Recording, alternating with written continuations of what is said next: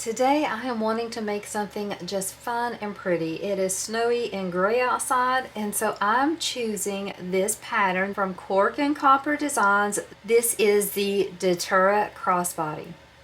This is going to be a really fun, quick sew. I think this is going to be great for my craft shows. If you're someone who does event fairs, vendor shows, whatever, this will be a great one because it's going to be really cute. You get to use a lot of pretty prints, feature focus on a zipper, and they're going to come together quickly. It's not a big fabric user of a bag, so you're not going to have a high cost in it, so you can splurge on some other things. I'm going to be sewing up this pattern exactly as the designer has intended it.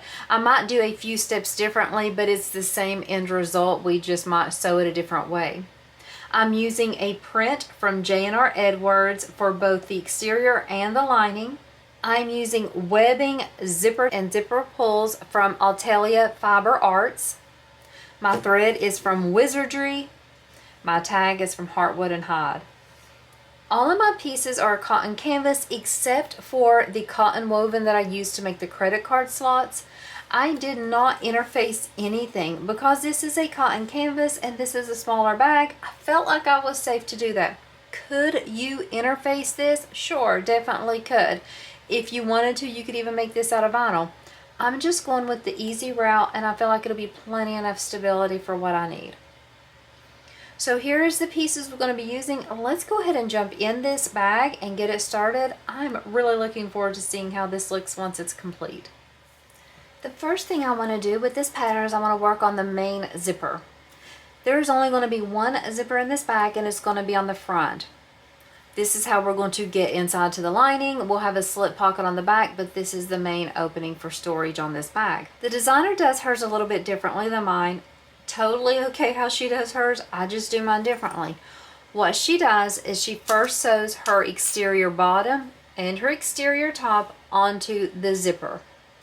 Then she separates it and adds the lining pieces. I tend to do mine a little differently, but you will end up with the same result whichever way you do it. So I'm going to start by having my exterior and lining pieces right sides up. I'm going to first take this lining piece and I'll place my zipper on top right sides up. I am not adding the pulls yet, just for ease of sewing. I'm going to baste this lining in place. This is going to be with a basting stitch of 1/8 of an inch seam allowance. This is an unnecessary step. It's just for convenience for me. I'm going to have my lining and zipper tape still remaining right sides up. I'm going to take that exterior piece and now I'm going to flip it so that it is right sides down or right sides together. I'm going to make sure I match up the edges and the bottom as well as this top line. So everything should be in line at this point. You can clip, use double-sided tape if you want, but this time you want to come in with that full seam allowance. Once you have these pieces sewn together, let's go ahead and flip them so they are wrong sides together. Give it a nice little tug and go ahead and top stitch along that bottom panel piece about 1/8 of an inch away. Make sure that you are having some pressure applied to that lining so that it does not creep up and get in the way. Sometimes it has a tendency to want to do that. Here is how that bottom piece looks. We're going to do the same thing with the two top pieces. We have an exterior and a lining top. So what I'm going to do is I'm going to take that exterior piece, lay it right sides down so it is right sides together with the other exterior piece. I'm going to make sure it's matching up on the sides and the top. And I'm again going to do a basting stitch. This is what we have now. This is our exterior. Let's flip it over to look at the lining. You can see the lining pocket and the wrong side of the zipper tape. Go ahead and place this lining piece, have it orientated the way you want it to look at the end, and then just flip it down again, just like you did with the exterior. You're going to match up this top and the sides once again, but this time we're going to sew this with the full seam allowance. I'm going to flip it around and sew it from the exterior side, just so I don't have to worry about those teeth where they are elevated up, causing any shifting with my stitches. Now that we have those pieces sewn, let's go ahead and flip up the top and once again top stitch along that bottom edge. So we will be top stitching on the top piece, but on the bottom of it, just 1/8 of an inch away from that edge we just sewed. Here's how this piece looks. I'm going to go off camera and I'm going to add my zipper pulls, and then I'm going to trim up my zipper tape and all my loose threads. You can use 1 or 2 zipper pulls. I'm choosing to use 2 just so it'll be just kind of cute little feature there in the middle. Before I go off camera and do that, I'm going to pull out my slip pocket pieces. I am going to have 2 slip pocket pieces, an exterior and a lining. Mine will both look the same. Also, I want to mention that the designer has this pattern written for a magnetic snap to go on this slip pocket piece. Definitely can do that. I'm not going to on these. I'm going to take my exterior, my lining piece, and place them right sides together. I'm going to sew with the seam allowance given in the pattern across the top only. I'm going to make sure the sides and the bottom are matching up as well. And now what I'm going to do is I'm going to separate these 2 slip pocket pieces. I'm going to use my finger to press open the seam. Then we're going to flip them wrong sides together and top stitch across that top edge just like we did before. I also want to mention while I'm rolling out this seam that this pattern comes with both pattern measurements and pattern piece templates. So you can choose which way you want to cut it out. If you're someone who likes pattern pieces, great, they're there. If you prefer a cut and measure, you can do that too. If you choose the cut and measure option, you can leave your corners at a 90-degree angle, or you can round them with a rounding template tool or just with anything you have in the house. If you're going to add a magnetic snap, make sure you do it before you add this piece to the back piece. I am not adding the magnetic snap, but I am going to add a tag from Heartwood and Hide. I think I'm going to place it right about here, but I'm going to go off camera, sew this on, and then put the zipper pulls and trim up the tape on. I sewed my tag onto the slip pocket piece, and then I also put on the zipper pulls and trimmed up the zipper tape to the front piece. I'm going to set my front piece aside. I'm going to take this slip pocket piece and I'm going to attach it to the back exterior piece. So I'll have my back exterior piece right sides up, lay that slip pocket on right sides up, match up the bottoms and the sides, and then just baste that into place. Now our back is complete. I'm going to set this aside until I need it again. Now I'm going to pull out the credit card slots. The way you get this piece is you have a long pattern piece or the measurements, and you have it marked for your top and your bottom. This top is an exact measurement, and it tells you that it's going to go to the back of the credit card slots. So we know that already. On the pattern piece has your fold lines. So I fold this, it's just that typical accordion style.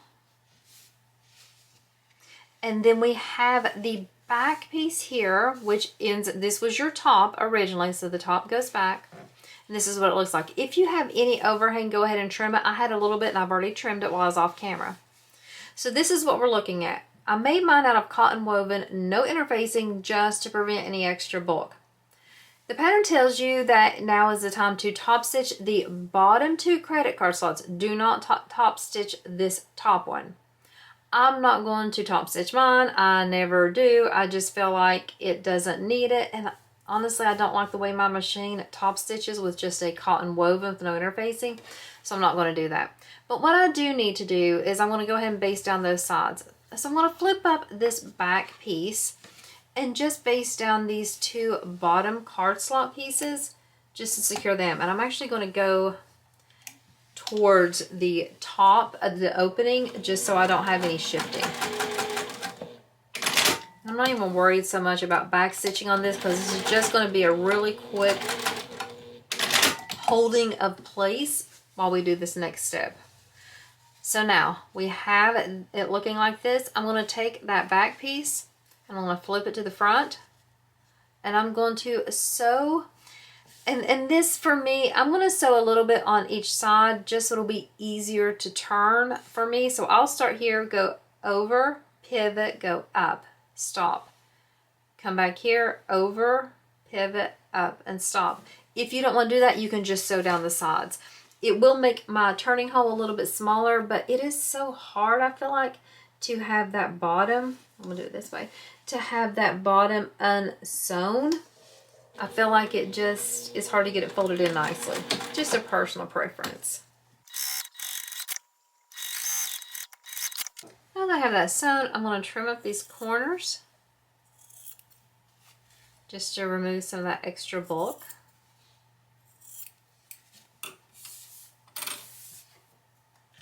I'm going to turn this piece out so it's right sides out, and I'm going to give it a good press. So now that I have it pressed and the corners poked out, I'm just going to push in and kind of fold in that bottom.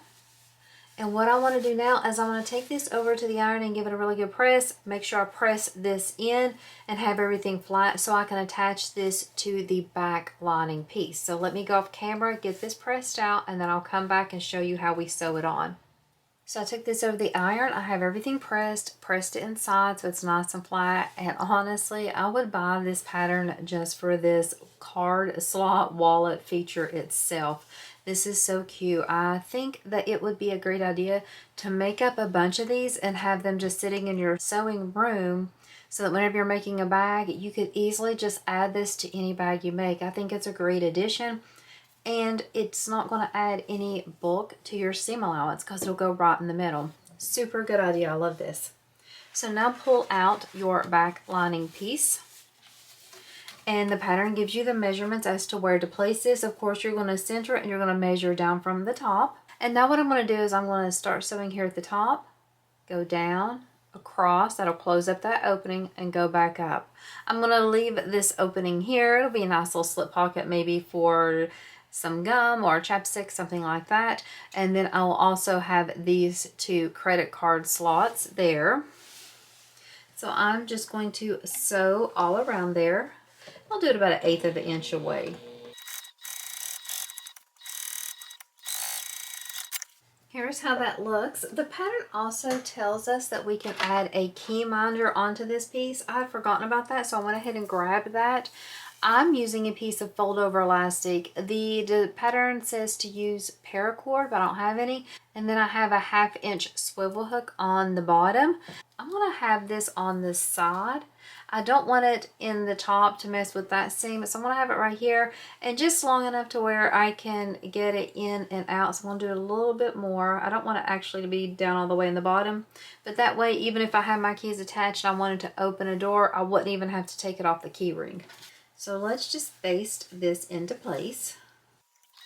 Okay, I'm gonna go off camera, trim up that overhang and trim up my threads, and then we'll move on to our next steps. So here's all the pieces we have left to finish up this bag. This is our lining. This is our front exterior with the lining already attached to it. Here is the back, and then I went ahead and added my webbing onto this back piece. The designer tells us to measure in the middle, and then after that we go out from that center a certain amount to place these straps. I did not sew down my ring, but I think I'm going to do it. It's just kind of flopping around there, so I'm probably going to, after I finish basting this, sew that down. But what I did was I just took the short strap and I folded it in half and slipped on my ring. So let's go ahead and baste the webbing onto this back piece. So now that we have that webbing attached, what we're going to do is we're going to take this front piece. I'm going to open up my zippers just a little. The designer says don't open it up all the way because you don't want any risk of the zipper pull to be caught in your seam allowance and break your needle. So I'm just going to open it up a little bit. And what I'm going to do is I'm going to place it right sides together with this back exterior piece, meaning that this front exterior is right sides down. I'm going to just flip this through here. This is that webbing strap just so it's out of the way and I know it's not going to get caught in the seam. I'm going to push my zippers together just a little bit more since mine are kind of big and dangly. And now I'm going to take the time to match up everything. This is right sides together, and then we will sew all around the perimeter of this just to have these two pieces attached. I'm going to start by basting this all together, and I'm going to start right here at the side and go around the top first to get that part secured first. When I go across this strap, the webbing, I'm going to make sure that it's laying straight instead of twisted. So now what we're going to do is we're going to take this back lining piece. This is the only piece we have left, and we are going to place this piece right sides down. So this lining piece will be against the lining piece from the front. So we're looking at the wrong side of our zipper. So we are going to clip all around here. The designer tells us we're really going to have to get this piece of webbing, and even the other piece, if it's too much in the way, to go up to the top. Otherwise, it's pretty hard to clip around. We are going to leave our opening there at the top. So we are going to put these right sides together, clip all the way around. We're going to leave an opening here at the top, and that's going to be how we're going to turn this bag. I'm going to go ahead and add some clips. This time I'm going to sew with the full seam allowance. We're going to change up our seam allowance just a little bit to make sure we catch everything. Please note your seam allowance that's given in the pattern to make sure you do this step accurately. Also make sure that you don't catch this webbing in your seam allowance, because we need to be able to turn freely with it not being sewn down. So I am going to go ahead and start sewing here at the top. And I'm going to start sewing here back stitch to make sure I really lock in these stitches, because this is where I'm going to be turning. Go slowly on your curve. Make sure you don't lose your seam when you're going around the curve. I'm using my fingers to feel to make sure the webbing, the hardware, nothing's getting in the way. Now that I have this sewn all the way around, I'm going to go off camera and I'm going to use my pinking shears around each of these curves. I want to make sure I get rid of that seam allowance, and so that it is easier to poke out those curves. I'm also going to take the time to pull everything through this opening and press it flat. I'll come back once I have everything pressed through, and then we'll talk about how we're going to close up the opening.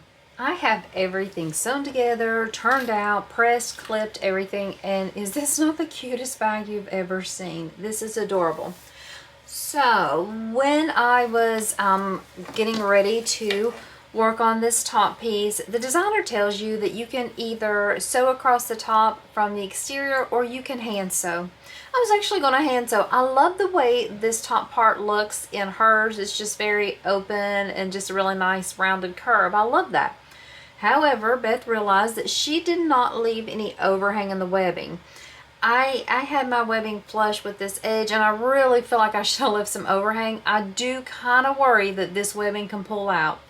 Because of that, I'm going to top stitch all around here, because that gives me an extra row of stitching. I do suggest, and I'm sure the pattern says it in there and I just missed it, but I do suggest a little bit of overhang on your webbing. Also suggest this heavier hardware. Like, it's a little heavy for this. I should have used the smaller hardware, not as smaller in, like, it's still 1 inch, but just not as heavy duty. Maybe just even a little bit smaller one, because that's a little bit heavy and pulling on it. Just a couple of things I would do differently. So we're going to top stitch this together. Also, I want to talk about the strap. What I did was I added an adjustable bar to the loose edge of this long piece. Then I fed it through the 1 inch bar, and then I fed it back up and under the adjustable bar, folded it, and clipped it to this back piece. I'm going to sew across here to secure that. I'm going to sew across here, and then we'll have everything done. I'll open it up so we can look inside and just see how it looks. On this top piece, just so you know, I do have that folded up under. I did add a little bit of glue so that mine would stay secure, just to make sure it would stay where I wanted it to be. And you can see I just pushed that in a little bit so I can make sure I got the webbing in the seam allowance. Like, I wasn't pulling it so that it missed the seam allowance. I pushed it down in there, so there's another row of stitching securing that webbing in there, just because I made the error earlier of not having enough of an overhang. So making sure I'm going to sew across it again here. And now this adorable bag is done. This is so cute. I love it. Very fun, simple, easy bag. So you can see I have my opening here. Let's get everything out of the way. Open it.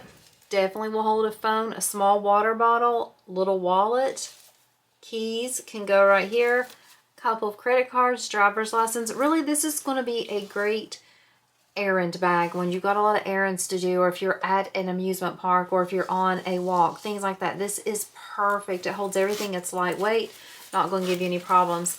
Slip pocket on the back, again, could hold a water bottle, could hold phone, wallet, anything you want to be close, easy to grab. I did not choose to add a magnetic snap to mine. Didn't feel I needed it, and just saves me a little bit of time and effort there on that. I'm going to trim up my threads, but other than that, this adorable crossbody is done. This is the cutest thing I've ever seen. I love the prints. I asked in the group what I should pick to use, and most people picked this, and the designer picked this one, so I'm very glad. I love it. It's adorable. This is a great pattern to sew a lot of, and you can just have them all in a row on your table. I'll definitely be sewing more, definitely be making sure I have my webbing just a little bit further down. Super cute. I love this bag. I do want to try to do hand sewing because I do think this is not as streamlined looking as the designers where she has no stitching up here. So I want to make sure I do the webbing correct so I can leave that option. This is the Datura crossbody bag from Cork and Copper. I'm using fabrics from Jane R. Edwards. I'm using webbing, zipper tape, and hardware, the zipper pulls from Atelier Fiber Arts. All of these will be linked in my description. Thank you so much for sticking around and watching another tutorial of mine. And I hope today in your sewing room that you can just sew something quick and fun and adorable, and something that possibly could help you earn some money with your sewing skill. Thanks so much, and I hope you have a wonderful day.